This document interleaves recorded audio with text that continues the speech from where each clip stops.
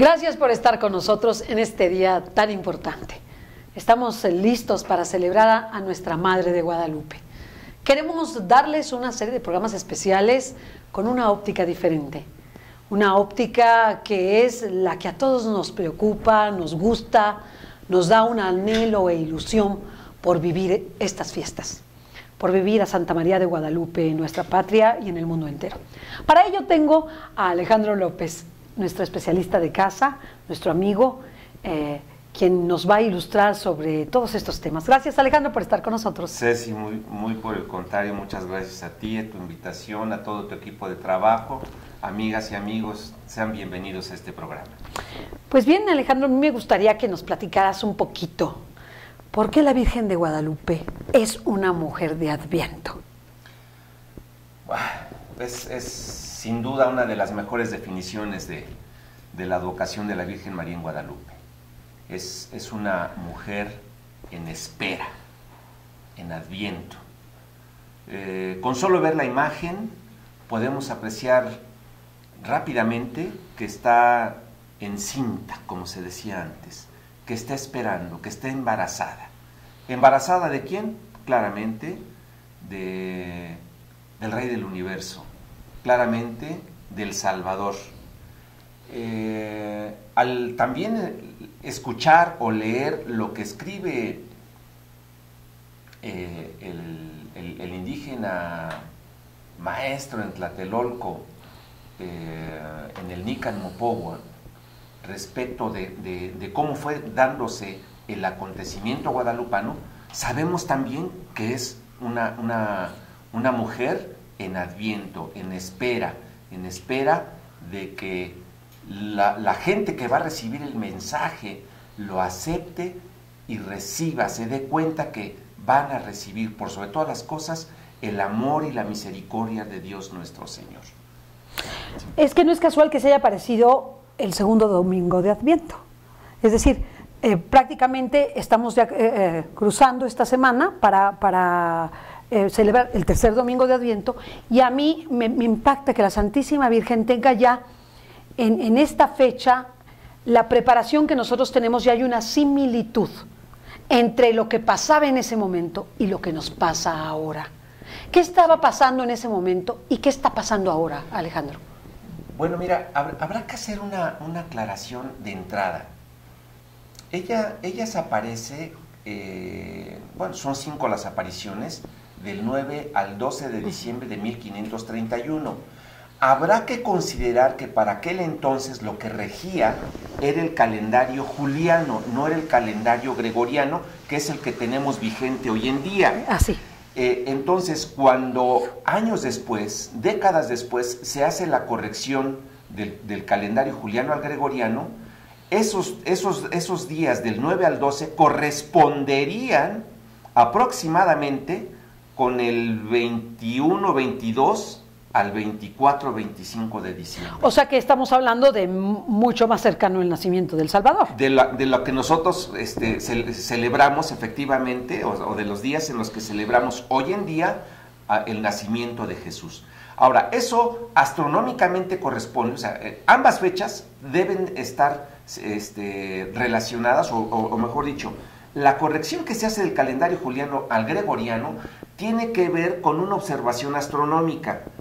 ¿En qué consiste esto? Bueno, pues que los días que ellos consideraban que empezaba el verano, pues estaban ya, no correspondían con su calendario, ¿no? Porque miren, habrá que pensar que en aquel entonces la gente tenía las fechas muy claramente definidas para empezar a sembrar, para la cosecha, sabían más o menos cuándo empezaban las lluvias, etcétera, y ahora veían que no existía una correspondencia con lo que estaban observando en el día con día a lo largo del año.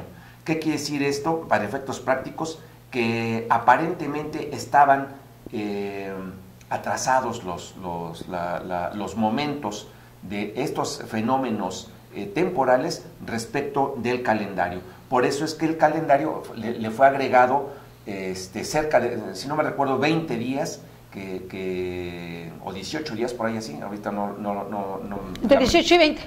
Así para ser que era, digamos, el atraso que habían tenido a lo largo de cientos de años, si no es que 1000 años, porque efectivamente la traslación de la Tierra alrededor del Sol no son exactamente 365 días, no. Es un poco más, 365 días, 6 horas y una cosita más. Entonces, cada cierto tiempo hay que ajustar, le metemos primero los días, los años bisiestos, agregando un día en febrero, pero también es necesario ir agregándole otro poquito más de tiempo.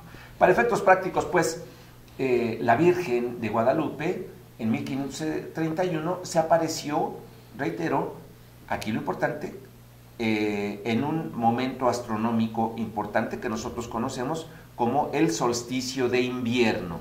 Es decir, cuando la noche deja de seguir creciendo, ¿sí? O sea, ¿se acaba la noche? Sí, recordemos que empezando el verano, empieza los días a disminuir, o sea, la fase en la cual la iluminación del sol a lo largo de las 24 horas es de muchísimo mayor duración, empieza a disminuir y obviamente la oscuridad, la noche, empieza a crecer. Y dependiendo del año, por ahí entre el 21 y el 24 de diciembre es cuando se tiene la noche más larga del año.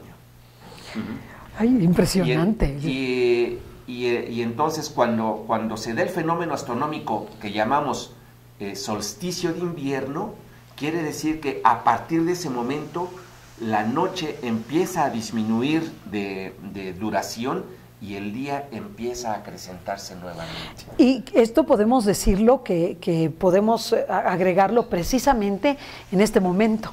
Podemos agregar, o sea, efectivamente, la presencia de María Santísima, de María de Guadalupe, nos da la posibilidad de crecer en el día y disminuir la noche. Sí, tiene muchas interpretaciones, ¿verdad? Sí, porque efectivamente la gente en Europa, y también, ¿por qué no decirlo?, en Medio Oriente, en las culturas abrámicas, ¿no? Los árabes, los judíos, etcétera, tenían asociada la noche a ese tiempo en el cual no había orden, ¿sí? Si nosotros recordamos cómo es como siguen aún los judíos y los musulmanes considerando al día, el día empieza cuando está oscureciendo, tal y como nos lo plantea el Génesis, ¿no? Y al principio era el caos y la oscuridad. Y dijo Dios, hágase la luz, es decir, al principio del día había oscuridad. Pasado cierto tiempo, empezó la luz. Y de tal manera que la luz, el día concluye cuando se acaba la luz. ¿Sí? Y entonces, bajo esa consideración, perdón, estas culturas tenían claramente que el desorden estaba asociado a la oscuridad, que el orden viene íntimamente ligado con la luz. Y que en este ciclo del año en el que se dan estos momentos, los dos solsticios y los dos equinoccios, tenemos la oportunidad de reflexionar acerca de la vida, claro, de lo que ocurre en la vida, y dices bien, es precioso el momento. La Santísima Virgen se aparece en el solsticio de invierno, y para unos, por supuesto, les da la interpretación de que es momento de recapacitar respecto del desorden que está ocurriendo, ¿verdad? Que las circunstancias que se están vivenciando son producto y causa a lo mejor también de un gran desorden. Así es. Y que se tiene la oportunidad, dado que empieza a crecer la luz, a crecer el día, que se tiene la oportunidad de empezar a poner el orden. Entonces, en el momento en que ella se aparece a nuestros antepasados, ¿hay un gran desorden? ¿Hay un gran caos? Bueno. ¿Como ahorita? Sí, wow, en verdad que sí. Me voy a ir de lo general a lo particular. En Europa vemos que reyes cristianos están peleando entre sí. En lugar de poner ejemplo a sus súbditos de las enseñanzas del cristianismo, efectivamente no se ve que sea la caridad la que los distinga. Que estas palabras de Jesús en la cual refiere que la gente podrá saber que son sus discípulos cuando se aman unos a otros.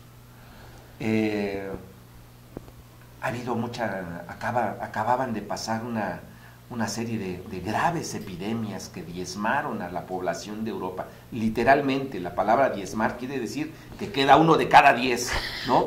Y hubo pueblos que desaparecieron por completo, ¿no? Apenas en este año, si no mal recuerdo, han aparecido como 2 o 3 investigaciones arqueológicas en las cuales se han encontrado pues digamos que sepulturas masivas de gente en las que los arqueólogos físicos han tenido la oportunidad con las nuevas técnicas de investigación, todo el equipo tecnológico con el que se cuenta, de determinar edades y enfermedades que tuvieron e incluso de qué murieron. Y efectivamente en aquel entonces no había oportunidad de hacerle una sepultura a cada uno de los fallecidos, sino que las enfermedades eran infecciosas y no se contaba con tiempo. Aviéntalos al hoyo, ¿verdad? Y en el caso particular de México, también habían sufrido los indígenas, bueno, además de la conquista, que para ellos fue espantosamente terrible, o sea, no fue cualquier cosita, para ellos fue una derrota tremenda, un dolor de su pueblo inmenso, una vejación del pueblo. Fue un choque. Y lo que también estaban viviendo, porque también vivieron grandes calamidades, ¿no es así? Sí, claro. Fue sin lugar a dudas un choque existencial, ¿no? Pero quiero puntualizar otro tema también, y ahorita regreso a ese particular. Que es muy importante. Que es también importante. El cristianismo estaba desgastado en Europa. Bueno, muy desgastado. Como ahora.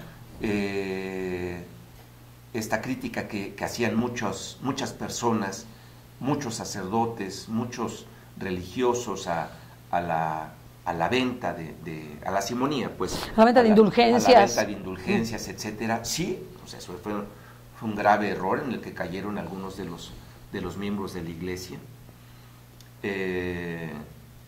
Y efectivamente había una especie como de deseo de que esto cambiase. Y esto llevó a todo ese movimiento, todo ese gran movimiento que conocemos hoy como la Reforma. Y habrá que decir que esa reforma se dio en 2 vertientes: la Reforma protestante y la Reforma católica. Los medios, algunos autores le dan más importancia a la Reforma protestante, menoscabando o haciendo a un lado a la Reforma católica. Y habrá que decir que ambas hicieron su papel en la historia, ambas de alguna manera intentaron resolver el mismo problema, unos en la Reforma protestante separándose de la iglesia, de la iglesia y causando un caos, y otros en la Reforma católica intentando hacer renacer a la iglesia. Y tal es el caso impresionante. Sí, claro, o sea, decir, es que la iglesia no está mal, los que estamos mal somos nosotros. Y habrá que decir que una buena parte de todos esos personajes que conformaron la Reforma católica eran españoles. Santa Teresa de Jesús, San Juan de la Cruz, etcétera, son ese motor, llamémosle ideológico, pero sobre todo místico, que le dio nuevamente sentido a la iglesia. Y que renovó Europa. Y renovó Europa, por supuesto. Y fueron esa gente con grandes ideales que deseaban regresar al cristianismo primitivo, los que llegaron a América. No, bueno, es que si ponemos a ver todo lo que está pasando y cómo la Virgen se aparece en un momento crucial, no solamente para América y los indígenas de América, sino para toda Europa. Estaban tan malas cosas que los frailes franciscanos de aquel entonces pensaban que ya se acercaba el fin de los tiempos, que ya venía la parucía. Así de grave se veía la situación. Entonces, regresando ahora o pasando al tema particular de lo que acontecía acá en Mesoamérica, pues bueno, recordemos que el 13 de agosto de 1521, finalmente derrota Hernán Cortés y sus soldados, y sobre todo sus aliados indígenas, los tlaxcaltecas, sí, pues sí, derrotan a los soldados y a las personas que se unieron a los soldados tenochtecas, ¿no? de Tenochtitlan.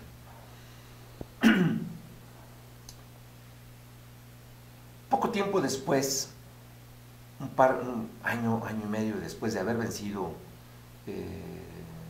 a Tenochtitlan, manda el rey Carlos V a la primera audiencia a gobernar a este país, asesorado por sus consejeros que no eran españoles, eran flamencos, habrá que decirlo, lo que ahora conoceríamos como Bélgica, algo de Holanda. Aconsejaron que no se le reconociese a Cortés el título de gran capitán, y manda una audiencia para gobernar esta región de 3 abogados extraordinariamente ambiciosos, gente mala, habrá que decirlo. ¿Cómo se les colaron? No sabemos. Como se cuelan todos, sí, los malos. O sea, ya desde entonces, ¿verdad? Se colaban los malos. Sí, era Nuño de Guzmán, el presidente de la audiencia, y los otros dos, sus secretarios, Matienzos y Delgadillo. Sí, que tuvo una fama pésima. No, terribles. Y pues ellos empezaron a gobernar a la Nueva España con terribles efectos. Terribles. Matando, robando, vejando. Sí, entonces, habrá que decir que en cuanto Cortés vence aquí en Tenochtitlan y que empieza a apaciguar al resto de las poblaciones, se suspendieron los sacrificios. Los sacrificios humanos. Los sacrificios humanos, sí. Ellos sacrificaban todos los días, porque su cosmología así los llevaba a concluir que era lo que tenían que hacer. O sea, todos los días tenían que matar gente y ofrecer sus corazones para que Tonatiuh, el sol, de otro nombre Huitzilopochtli, pudiera tener un corazón con el cual latir y poder iluminar a lo largo de todo un día. De todo un día, y volver otra vez a descansar, llamémosle de alguna manera, para que su hermana, la luna, pudiera salir. Entonces, para ellos, si no se sacrificaba al sol, si no se sacrificaban personas, Tonatiuh no podía salir, no podía tener fuerza, no podía tener energía para... Entonces diario sacrificaban gente.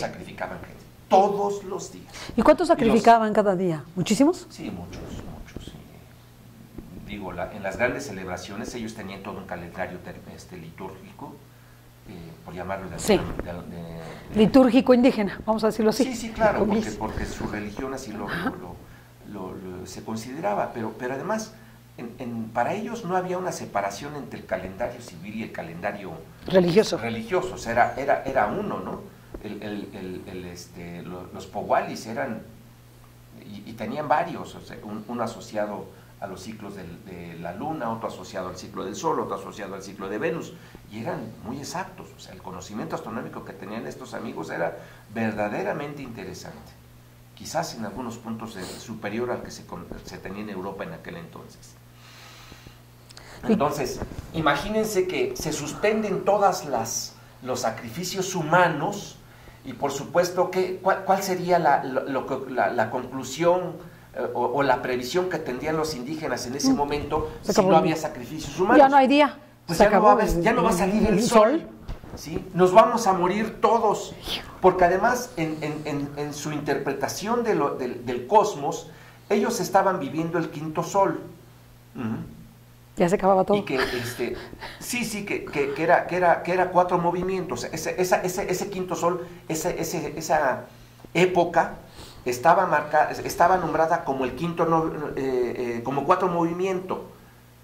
Y el mismo nombre decía o hablaba de cómo acabaría esa época, con movimiento, con mucho temblor. Y hubo varios temblores previos a 1521. ¿Alguna hubo similitud? Erupción del Popocatépetl. ¿Alguna similitud con el presente? Entonces, sí, por supuesto, cuando Moctezuma recibe la noticia de que habían llegado gente blanca a las costas en el oriente, por supuesto que se preocupó, pensaba que efectivamente ya llegaba el final de la época, el final de 4 movimientos. Y pues si a eso le sumamos, una vez que son vencidos los aztecas, que Cortés suspende todos los sacrificios humanos, los sacrificios, pues la gente nomás estaba esperando que ya todo aquello que viniera el fin. ¿No? Pero entonces pasa un día, y otro día, y otro día, y otra semana, y otro mes, y otro año, y no se acaba el mundo. Y en ese interín está la Santísima Virgen de Guadalupe. Sí, entonces, lo primero que habrá que resaltar en este momento es la enorme crisis existencial en la que vivía el pueblo. No, yo me imagino que estaban devastados. Pues sí, claro. Devastados. No podemos imaginar. Bueno, sí, de algo nos habla el Huehuetlatoli, los dichos de los viejos. Todas esas preguntas y respuestas que ofrecen los sabios indígenas y sus sacerdotes, o sea, los tlamatinime, los sabios y los teopisque, los sacerdotes, respecto de por qué no ocurría esa devastación. No me imagino al principio, no, espérate, ya vas a ver cómo ahora sí ya viene. Ahora sí ya viene mañana, ¿no? Como los testigos de Jehová, ¿no? Así como que ahora sí ya viene el fin del mundo. No, es que hubo una mala interpretación, no, pasado mañana, y otra, y nada que venía. Como pasa ahora. Sí, o sea, no hay nada nuevo bajo el sol. O sea, que ahorita que ya todos estamos esperando una devastación tremenda, porque los eventos son muy similares. Sin lugar a duda. Y entonces, ante esto, pasa uno y otro año, y los frailes haciendo su chamba, ¿verdad? O sea, primero, sobre todo los principales, ¿verdad? En 1524, cuando llegan los primeros 12 frailes ya a evangelizar. Habrá que decir que hubo 4 que acompañaban a Cortés, pero no eran propiamente dedicados al pueblo, sino que ellos eran principalmente, uno era lego y los otros 3 sacerdotes eran capellanes militares, venían a auxiliar a los soldados. O sea, a darles los sacramentos, a oficiarles las misas, a confesarlos, al mismo grupo de españoles. Al mismo grupo de españoles, sí, pero hasta ahí. Sí hicieron sin duda labor de evangelización, pero no como no dedicados a ello, ¿verdad? Es hasta 1524 cuando llegan los primeros 12 frailes, los primeros 12 apóstoles de la evangelización a Mesoamérica.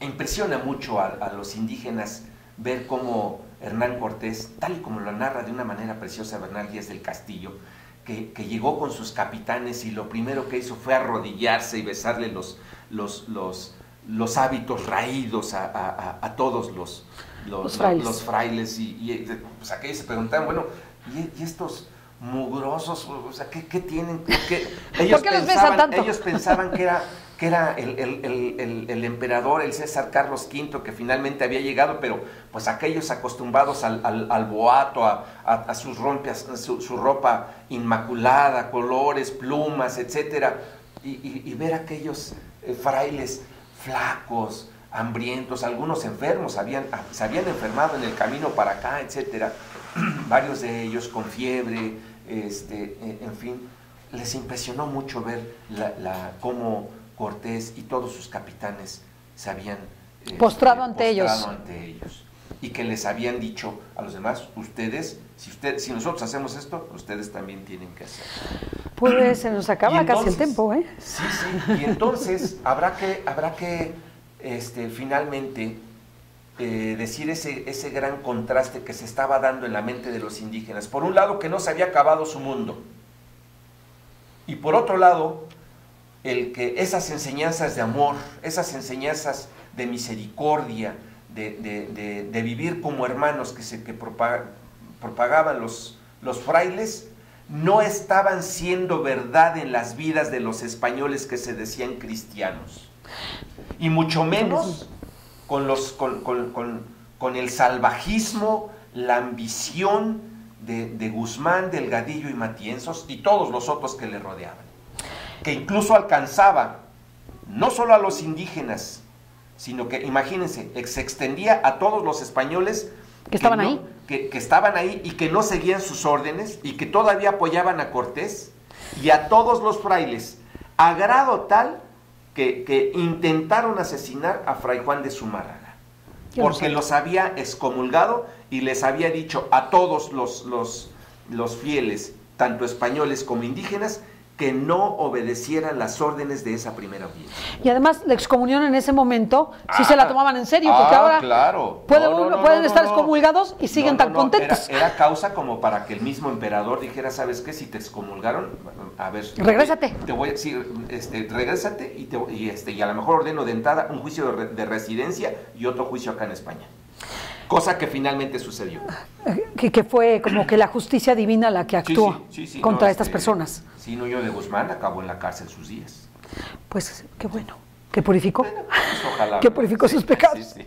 Digo, no es bueno decir que alguien pase sus días en la cárcel, ¿no? Pero pues bueno, ojalá ya haya aprovechado ese tiempo. Sí, claro. Tuvo mucho tiempo de reflexión. Sí, muchos días. Sí. Pues estamos cerrando esta primera parte. Creo que lo que está pasando en nuestro país es muy similar y estamos en momentos cruciales. Pero la Virgen de Guadalupe viene a darnos la buena nueva, a traernos a Jesús, el sol, el verdadero sol, para iluminar a nuestro pueblo y iluminar a la tierra entera. Tengamos esperanza, hermanos. La Santísima Virgen nos trae a su Hijo, pero vivamos en consecuencia este gran misterio en nuestras vidas, dando testimonio de que Jesús está entre nosotros. Gracias, Alex. Al contrario, Ceci. Gracias a todos ustedes.